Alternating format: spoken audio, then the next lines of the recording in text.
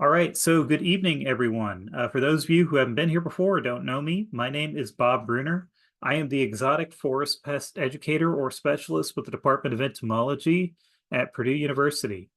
I specialize in teaching people about a variety of invasive species, though normally I tend to teach more about insects than I do plants.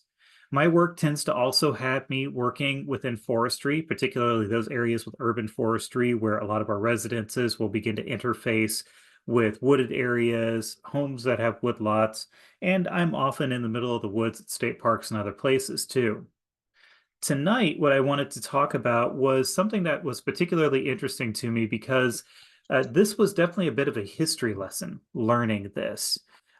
The story of the American chestnut is one that's kind of tragic, but at the same time, it does have a little bit of a happy ending to it. So I'm going to share with you what I've learned and the history of this tree and why it's important. And then hopefully you'll agree with me that we do have some good things to look forward to here. So just getting started a little bit here.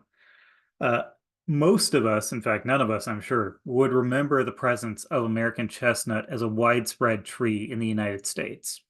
Some few of us may have seen one before. They are not entirely gone, but unfortunately, there are just simply not many left. Before 1940, they were one of the most dominant trees throughout the eastern portion of the United States, particularly in Appalachia. Here in Indiana, we only had a little bit of a presence of the American chestnut kind of through south central Indiana, leading into the states just south of us. And then it also spread, of course, through Appalachia and significant portions of the east. The American chestnuts were our sequoias, so to speak. They were huge. Trees could get 100 feet in height. They could have a diameter breast height of 10 feet, and they were known to provide a significant amount of food and lumber to those who were taking advantage of them. Here's an image that I found from the American Chestnut Foundation of a picture taken a very, very long time ago of some gentlemen standing around chestnut trees. And you can get a really good idea of the scale of the trees that we're talking about. We just don't see that these days. Here in Indiana and in many states, our trees can be big. You know, we have a hardwood system in this state, and a significant portion of our state is covered with them, but they don't get quite that big. And it kind of defines how that landscape would have looked then too. You're not just walking amongst trees that are going maybe 30 to 60 feet high. You're looking at giants that you are walking amongst with unique ecosystems all around them. And unfortunately, we don't know what those ecosystems and things would have looked like because unfortunately, those trees are now mostly gone. Their ecosystems and benefits along with them. So just me getting a little ahead of myself, some of the benefits that we derived out of these trees that the historical record shows is that chestnuts were a staple food source for the native peoples that lived here. And also, again, later for colonizers who brought their animals and other things with them, the chestnuts formed a great forage supply for them. They could just simply let out their cattle or what have you to be able to graze, and chestnuts provided an excellent source of nutrition for them. Settlers also discovered that the lumber from chestnuts was lighter, easier to work with, and just as strong as many other trees. So they were getting a huge boon. Taking out one tree for lumber could provide a massive amount of building material, and chestnut lumber was used in furniture, house building, and more. Now, tonight we're going to be focusing on chestnut blight, but the thing you also have to understand is that the American chestnut, it has a history of disease issues. And unfortunately, it was already suffering and on its way out before chestnut blight got here. Part of what was causing this is this disease that was referred to as ink disease. Ink disease is actually something that's a lot more common than you think because the other name for this is Phytophthora root rot. And this is actually a very common ailment of plants. You can find it in many, many species of plant. But unfortunately for chestnuts, or at least the American chestnut, this disease is fatal, as you can see here by this image. That is the rot at work, and you can see why it was called ink disease. It's turning the pith of that portion of the tree black as it's going through it. And what would happen is that it would simply just hollow out the tree and leave a husk behind as it rotted from the inside out. Not a very pleasant thing, and unfortunately, plants that get it and suffer from it get a lot of damage sometimes. Now, the good thing is, though, is that there are still chestnuts present in the US. We're just talking about what's happening to the American chestnut. And I bet you aren't quite aware of all the chestnut relatives that live here. So when I refer to chestnut trees, I am referring to species that belong to the genus Castanea. And this is going to include, of course, the American chestnut, as well as the Allegheny chinkapin, the Ozark chinkapin, and the Alabama chinkapin. These are native chestnuts to North America. We also have several introduced species: the European chestnut, the Chinese chestnut, Henry chinkapin, sequin chinkapin, and Japanese chestnut. Unfortunately, some of these introduced species is also how chestnut blight originally arrived here in North America. Now, when we talk about American chestnut, I talked to you a little bit about how we could just walk amongst these giant trees that were everywhere. That's actually not an exaggeration, too. It was estimated that there were approximately 3.5 billion individuals. Think about that for a moment. 3.5 billion trees that were just reaching up and touching the sky, that had massive diameters, that were covering landscapes. Imagine if you were one of the native peoples living among those, or if you were some of the people who were colonizing, first arriving here and seeing these absolutely massive trees everywhere you went. Unfortunately, though, the American chestnut is functionally extinct. Now, there is an important term that's used there, functionally. This is because there are too few individuals left to be able to support the population on its own. You can still find American chestnut. In some rare spots, people may have it on their properties even. I would encourage you, if you're curious and you know you have a chestnut tree on your property, if you want to know if it's an American one, you can always send in a sample to the Purdue Plant and Pest Diagnostic Lab, or the American Chestnut Foundation will also help you identify your trees, because it's important to actually map out what we have left. And there's a reason for that. I'm going to share that towards the end of our program this evening. Now, the current chestnut landscape that we have is still there. It's still thriving. It's just composed of different species now, a mixture of the native ones that I talked about, the chinkapins, as well as the non-native species. It's important to understand that the non-native species that we have here, they are not invasive. They do not outcompete other individuals. They are not problematic trees. They are just introduced. So keep that in mind as we keep rolling forward here. Now, one of the things that I really like to do is I like to make sure that we can all identify the plants that I'm talking about, or the bugs. I typically am talking about bugs. So I want to just kind of go through a little bit about how to identify a chestnut tree. This is particularly important, I think, because a lot of states may not see very many chestnuts at all, particularly here in Indiana. And it'll help us understand what we're looking at in the future. So just a little bit getting started with the bark, the flowers, and the fruit. So what we have here is that the bark is initially smooth as the plant is developing, and eventually that bark is going to transition into being a very heavily ridged surface. And if you look at that previous slide here, you could see that the individual from the University of Nebraska-Lincoln has their pin stuck in the ridge to give you an idea of the depth of the ridge and how big it is. We have a few trees that'll form good deep ridges in them, but not really many that are going to be to that point. I mean, these are very, very ridged trees. Oftentimes you'll see what it looks like it's almost splitting, but in fact, that's just the normal development of the bark as it moves through aging. Now, it does flower, and the male flowers are different from the female flowers. The males are going to have a long spike with white flowers and terminal clusters. The female flowers, however, tend to be at the base of the spikes, and they're going to be forming clusters down at that spot. And of course, if you've ever seen a chestnut before, you know that the fruit of the chestnut, the nut itself, as it's developing, it's covered in a spiky burr that really stands out. And you'll know what you're looking at the minute you see it.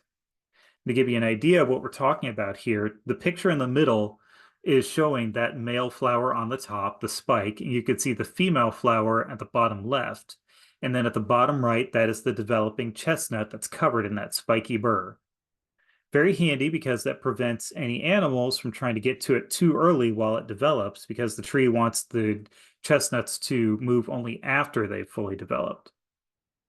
Now, the leaves also are pretty easy to identify on their own because we don't have too many plants that mimic this type of leaf structure. So the leaves you can see across several species are very, very similar to each other. Mistaking chestnut leaves is not really that difficult. What you have is you have a chestnut leaf with pale, evenly spaced veins that go up the length of the leaf itself, kind of like a ladder. And then each vein is going to terminate at the margin in kind of a sharp bristle. So the leaves will be kind of pokey as you handle them. The leaves tend to be longer than they are wide, and they will have a little bit of a sharp tip, and they'll have a wedge-shaped base. So if we go back to that slide and we look at some of those leaves right there, you can see the one all the way over on the far left. That's a great example. You could see the leaf kind of have a pointy tip, and the base of it does have that wedge shape. If you look closer at these leaves too, you could see that each of the toothed margins where the veins are does have a little bit of a sharp, pokey thing sticking out. So a sharp bristle, a sharp hook-like bristle, I've heard. And then the upper surface of the leaves tend to have a yellow-green tinge to them. So they'll almost look like, if you were looking at some trees, you might think it looks a little chlorotic or if it's yellowing a little bit, but that's actually the normal state of the leaf. And then if you flip the leaf over, you're going to find that the bottom surface is a much paler, much lighter green color. And then here's just an example of several leaves here. Now, the leaf that we're going to be looking for the most if you're out there hunting the American chestnut is the one on the far left that I was talking about a moment ago. But keep in mind, you're also going to see the Ozark chinkapin, the Allegheny chinkapin, depending on where you live. And some places they're going to have the Japanese, the European, and the Chinese chestnuts growing. And I know that I've seen at least Chinese chestnuts here in Indiana before. Now, getting to the disease itself, this is where things kind of went wrong. So what I'm going to talk about is what I'm going to do first. I'm going to talk about the actual thing that is causing the blight, and then I'm going to move into the symptoms and how the fungus develops. So what's happening here is that this is a fungus, like many of the blights that affect a lot of our trees and other plants. The species name, hopefully I'm pronouncing this correctly, is Cryphonectria parasitica. And keep in mind, all Castanea species, all chestnut species, are susceptible to infection by chestnut blight. However, not all of them have fatal results. The American chestnut, unfortunately, is one of the ones that does. This was originally brought into the US with the introduction of Asian species in the late 19th century. So frame that again with some of the history that I was talking about a moment ago. We know that chestnut was widespread across the United States and particularly the eastern United States. And we know that it was already having problems with Phytophthora root rot. So they were already in trouble. And then in the 1800s, as we began to ship over more of these species, we introduced the blight, and that was pretty much the death knell for the population here in the United States for American chestnut. Now, the good news is that research into this started very early because it was so very sudden, the results of the damage to these trees. The research for this started as early as 1913, and people began to investigate what was going on with these trees and why was it happening. You could even find detailed notes in the materials left behind by Gifford Pinchot, I'm hopefully pronouncing his name correctly, the founder of the USDA, who we get a lot of our historical information from on what chestnut looked like in the United States while he was alive. So the initial research into this showed that Japanese and Chinese chestnuts were resistant to the infection. Most likely, they were the source. I found sources saying that the Japanese chestnut tree was the one that brought it over. I've seen sources saying the Chinese one as well. So I think it's probably the truth is somewhere in the middle. They probably adapted to the infection fast enough and had the right traits within their genetic code. But unfortunately, American chestnut did not. And they didn't live long enough to be able to try to find those resistant individuals and reproduce. So they took serious damage and eventually the populations just crashed. And as I mentioned earlier, not all species will experience fatal symptoms because more species have resistant genes in them. Sadly, the American chestnut, like I said, their population crashed. They experienced almost in total extinction. But keep in mind, they're not all gone. And that's actually important for one of the ways that a lot of very clever researchers use to try to save this tree. Now, symptoms of chestnut blight. What does it actually do? This picture really does tell 1,000 words. This picture is showing the canker that forms on a chestnut tree when it's attacked by chestnut blight. And that canker really is the killing agent in this story. So the chestnut blight will form significant cankers on stems, and it does not discriminate between older growth and newer growth, and they spread. You've probably seen cankers on things like pines or maples or what have you, funny spots on the tree that will bleed sap and have strange colors to them. Imagine if you had one of those cankers, but it completely enveloped the area that it was attached to the point that it effectively girdles the tree and prevents growth from happening. And this is exactly what chestnut blight does. The tree will begin to experience very serious leaf loss and limb dieback as those cankers develop and spread. And you'll see that they'll begin to form sprouts too. And I'm going to go into that in just a moment here. Eventually, the disease will culminate in the loss of all above ground tissue. Everything above the ground will simply die, and the tree will not be able to recover from that. Here's just a little bit of a close-up of what this canker's damage will look like after a period of time has gone by. You can see that it's stripping away the cambium tissue of the tree, so it's destroying the vascular system of the tree.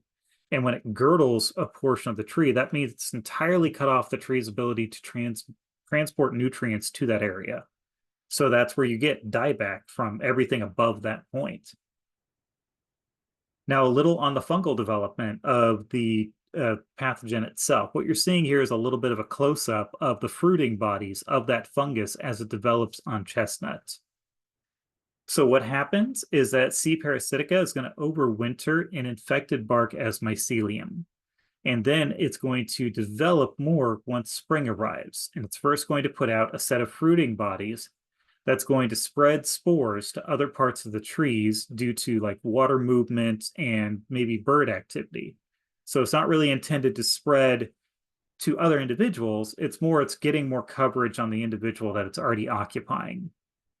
After the infection has been going for several weeks, they're going to form a new type of fruiting body, and it's going to create a different kind of spore called an ascospore. This spore is intended to infect new trees, and they will be carried on the wind, and of course, they can be transported by animals and other activity as well. And this is going to happen throughout the summer and into late fall. So that's a very, very large window for infection. Now, the new individuals that get infected, their infections usually take advantage of wound sites. So, namely insect activity and maybe some activity by birds such as woodpeckers and things like that. They want to take advantage of the openings that already exist in the tree so they can get in very easily. The cankers are going to initiate after the infection starts, eventually girdling and killing all the tissue above the canker, like I said. And I mentioned the tree can form new sprouts below the canker in an effort to save itself, but the trouble is the cankers don't discriminate. They will continue to spread and they will continue to grow. So eventually they will get enveloped and they'll die before they're able to reseed. This is why the American chestnut wasn't able to survive infection, because once you're infected, you can't get enough time in to create a new generation and you die. And this is pretty unfortunate for these trees. What we lost was over 300 billion individual trees that were absolutely immense in size and defined a landscape. And this is all due to a lack of a resistance gene present in our native populations. We don't know what kind of ecological role this tree had, so now we will probably never fully understand what kind of ecology it had. And we will never understand what kind of benefits it may have provided us. And of course, we lost a source of workable lumber, a source of different kinds of food, and of course, the aesthetic appeal of just having an absolutely massive set of trees that you can enjoy if you, say, drove through Pennsylvania. Now, I've told you a pretty good sob story so far, but we do have some good news. Now, managing this disease is no easy feat, and usually managing the disease itself is probably going to end in failure. There is no cure for chestnut blight itself. If a tree gets infected, you probably aren't going to be able to save it. The best thing to do is to work more and more on prevention. And you can do this by, of course, avoiding planting in areas where chestnut blight has occurred, and do not do any introductions of plants that are already infected with it. Some of you may actually have American chestnuts. Remember, it's still around, just not a big enough population to do any self-sustaining. And a lot of folks will grow American chestnut in an effort to keep populations going. Now, if you do find out that you have infections, you need to almost certainly destroy those trees. You do not want that infection to spread. You can always get infections confirmed by sending in samples to the Purdue Plant and Pest Diagnostic Laboratory. And if you suspect you have that, I really encourage you to do so. And if you want to know how to do that, please feel free to contact me after the program is done, and I'll make sure that my email is included in the comments on this video. There are a few other methods that are also going on to try to manage this disease. One of them is called hypovirulence. What this is the introduction of a virus that will actually specifically attack and control the fungus itself. Now, there has been some success with it strangely enough, in regional areas in Europe and in Michigan. However, the success seems very limited. It doesn't seem to go very far beyond the borders of that area. So in different states that have chestnut where they're trying to do this, it just doesn't seem to really work very well. There's also a process called soil compressing or mud packing. This is primarily used on roots where you're essentially covering the mud, and it seems to control the disease and sometimes allow cankers to heal. But unfortunately, it doesn't eliminate the disease, and it doesn't work very well beyond just simply roots. You could try to mud pack on limbs, but success is a little bit hit or miss on that from what I understand. And again, this will not cure the disease. It's only going to slow its progress. The real key thing that we're seeing is the success is coming from hybridization research. So you've seen plenty of times where we have hybridized different plants for different things. I grow roses at my home, so hybridizing roses is something that I actually love to get into and look at and research myself. It's essentially a very similar thing here. A lot of different universities, in partnership with the American Chestnut Foundation, are working on creating different hybridized chestnut trees. The goal for this is to try to create a tree that has the resistance genes of Chinese chestnuts that can resist the actual disease itself, because they can become infected, but they'll survive the infection and still be able to reproduce. Now, what the idea is here is to combine the best traits of the American chestnut with the Chinese chestnut, but there is a caveat. The American Chestnut Foundation and the universities that work with them are still trying to preserve the species of the American chestnut. They don't want to create just simply a brand new species. They want to preserve the one that already exists. So one really good example of this is something going on at the Lake Erie Regional Grape Research and Extension Center run by Penn State University. They have an ongoing research program that its goal is to produce a hybrid that is as genetically close to the American chestnut as they can possibly get. And they have been successful. They have been able to produce trees that have a 94% alignment with the original genetic code of the American chestnut tree. That is terrific, because it means that they are actually successfully producing an American chestnut that now has those resistance genes.